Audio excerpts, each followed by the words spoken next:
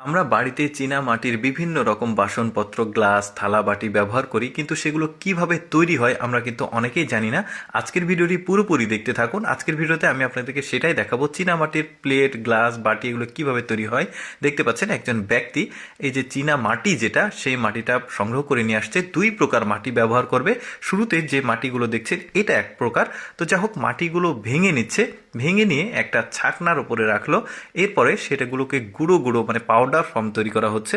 এই পাউডারগুলোকে আরও গুঁড়ো করা হবে। দেখতে পাচ্ছেন এই যে উপরে একটা জাতি কল, যেটাকে আমরা মানে আঞ্চলিক ভাষায় বলে থাকি, তো ভারী একটা জিনিস, সেটাকে ঘোরাচ্ছে। ঘুরিয়ে একদমই গুঁড়ো গুঁড়ো যখন পাউডার হয়ে যাচ্ছে, তখন এটাকে আলাদা একটা পাত্রে নেওয়া হচ্ছে। দেখতে পাচ্ছেন এখন যেটা করা হবে, এটা নিয়ে গিয়ে বালতিতে দেওয়া হবে। বালতিতে দেওয়ার পর এর মধ্যে গরম পানি দেওয়া হবে। দেখতে পাচ্ছেন গরম পানি দিয়ে এটাকে গোলা হবে। দেখতে পাচ্ছেন এখন আরেকটা মাটি দেখায়, এইটা অরিজিনাল যে চীনা মাটি, এটা দিয়ে মূল বাটিটা তৈরি করা হবে। ওই মাটিটা কিন্তু পরে এসে আপনারা বুঝতে পারবেন কি করা হচ্ছে। এই যে গুঁড়ো গুঁড়ো হয়েছে অরিজিনাল চীনা মাটিটা, একটু সাদা কালারের এটা, আর আগেরটা ছিল একটু লালটে ধরনের। তো যাই হোক, ওই চীনা মাটির প্রথমে পানি দেওয়া হলো, তারপরে কাদা তৈরি করা হয়েছে। এখন একটা মহিষ ব্যবহার করা হয়েছে, বাফেলো, যেটাকে মানে ওই যে পা দিয়ে চাপ দিয়ে দিয়ে ওই চীনা যে মাটিটা, এই মাটিটাকে একদম মিহি করা হচ্ছে। তারপরে একটা স্কোয়ার মাপের একটা মাটি আসলে মানে দলা তৈরি করা হয়েছে। এরপরে একটা চাকাতে দিয়েছে। দেখতে পাচ্ছেন খুব চমৎকারভাবে এখন কিন্তু বাটিটা তৈরি করা হচ্ছে। এই যে বাটিটা চীনা মাটি দিয়ে তৈরি করা হয়ে গেছে, এই বাটিগুলোকে এখন রেখে দেওয়া হচ্ছে।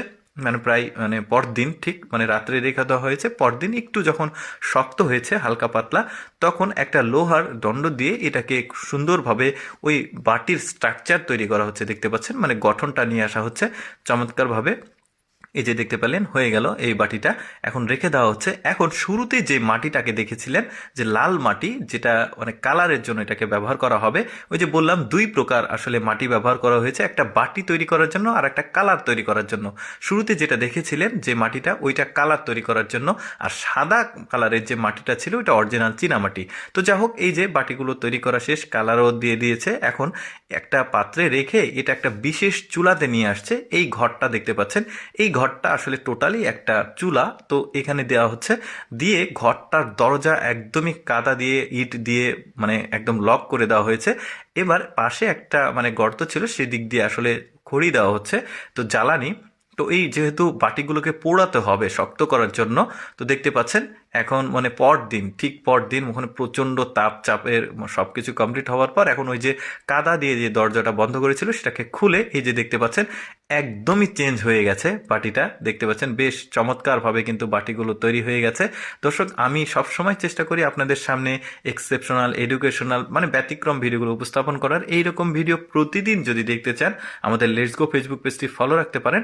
আজকের ভিডিওটি কেমন লাগলো কমেন্ট করে জানাবেন। ধন্যবাদ সবাইকে।